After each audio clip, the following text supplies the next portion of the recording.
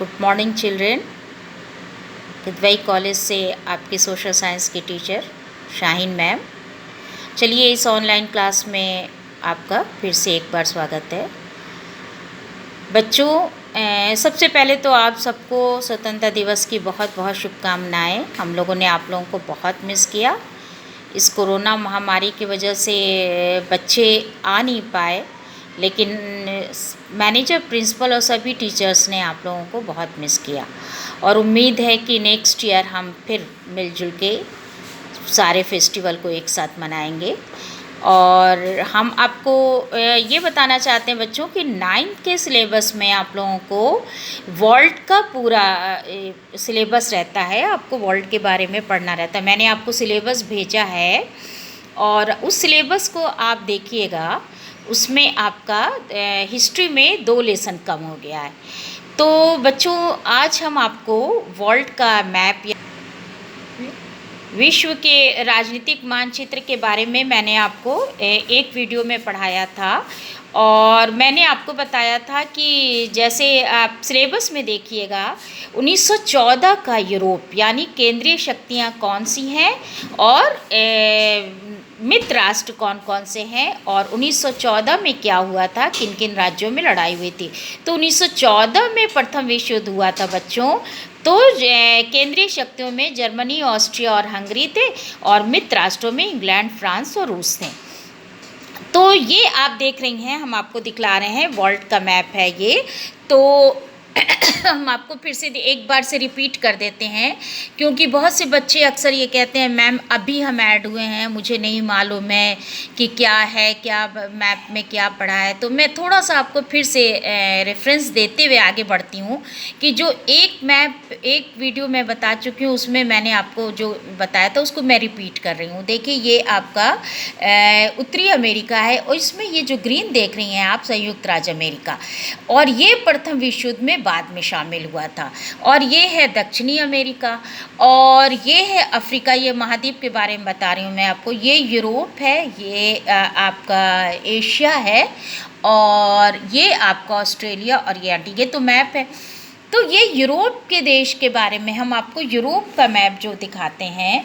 देखिए आप, ये यूरोप देख रही हैं आप, ये यूरोप देखिए आप, और ये यूरोप का मैप है। तो जो देश शामिल हुए थे उसके बारे में हम आपको बताते हैं कि जर्मनी, ये आप जर्मनी देख रही हैं, और ये ऑस्ट्रिया हंगरी देख रही हैं, ये ऑस्ट्रिया हंगरी था। और दूसरे ग्रुप में जर्मनी, ऑस्ट्रिया हंगरी थे और दूसरा ग्रुप जो था जिसको मित्र राष्ट्र कहते हैं, ये फ्रांस है और ये है इंग्लैंड और ये है रूस। ठीक है बच्चों, ये है आपका पीला वाला आप देख रही हैं, ये रूस है। तो एक जो आपको मैंने पढ़ाया था जो रूस की क्रांति के लास्ट में आपको सिलेबस में आप देखिएगा कि 2 तरह का मैप है। मैंने आपको केंद्रीय शक्ति, धुरी, राष्ट्रीय सब पढ़ा दिया था। ये है प्रथम विश्व युद्ध से संबंधित है।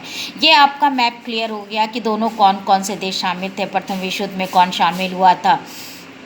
उसके बाद से ये प्रथम विश्व युद्ध में जो फ्रांस, रूस, ये फ्रांस है और ये है ब्रिटेन और ये दोनों और रूस। इसमें बाद में संयुक्त राज्य अमेरिका, ये जो संयुक्त राज्य अमेरिका है ये बाद में शामिल हुआ था 1917 में।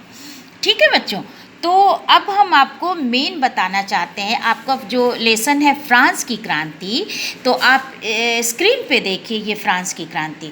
तो बच्चों मैं आपको वर्ल्ड का मैप भी भेज दूंगी और आपको यूरोप का भी स्क्रीनशॉट भेज दूंगी और आपको फ्रांस के बारे में भी डिटेल बताऊंगी। आप अपना सिलेबस खोलिए और देखिएगा कि आपको फ्रांस की क्रांति में क्या पूछा गया है।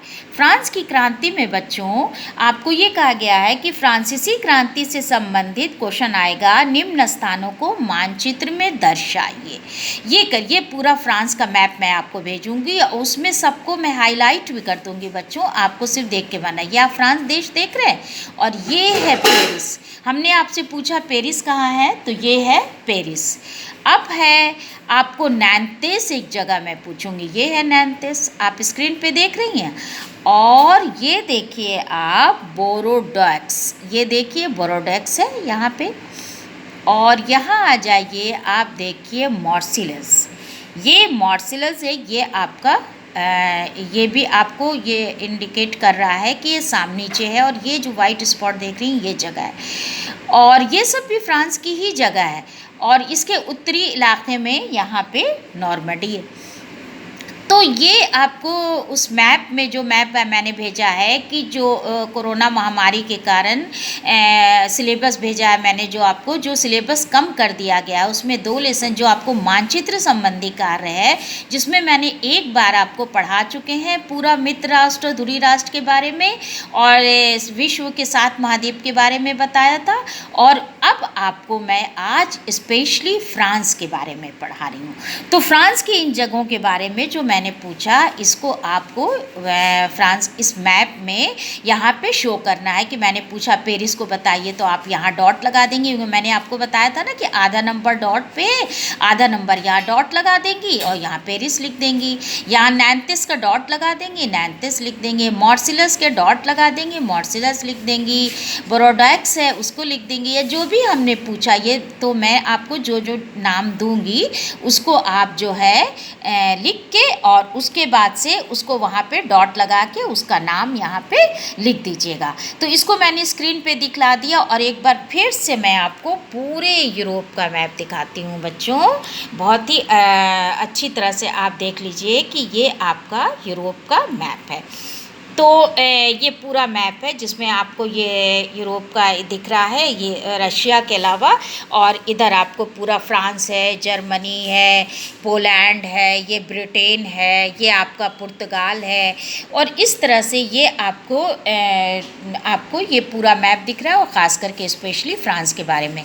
तो ठीक है बच्चों, और आपका फिर से वो रिवीज़न भी हो गया कि केंद्रीय शक्ति मित्र राष्ट्र क्या है, और आपका रिवीज़न भी हो गया, और फ्रांस के बारे में आपने पढ़ लिया। तो ये आपका मानचित्र कार्य कंप्लीट हो गया, जो आपके सिलेबस के अकॉर्डिंग, आपका 9th के सिलेबस के अकॉर्डिंग जो आपका मैप है वो आपका कंप्लीट हो गया। और आपको जो कुछ नहीं समझ में आया आप हमसे पूछिए, और आप मैप लीजिए, विश्व का राजनीतिक मानचित्र लीजिए और उसमें भरिए, और भर के आप मुझे दिखाइए। आपको नहीं समझ में आए तो आप मुझसे पूछिए। ओके।